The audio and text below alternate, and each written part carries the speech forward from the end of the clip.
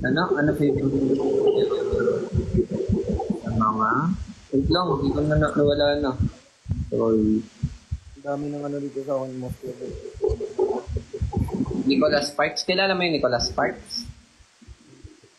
Yang? Hindi. Hindi daw niya alam guys. Hindi ko natatanong. Baka suggest nag-request. Oo nga eh. Mali.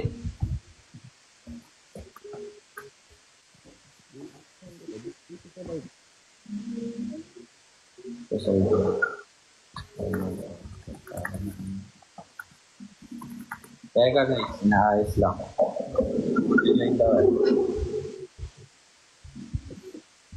Ngayon mo ka sa rin. Ayan.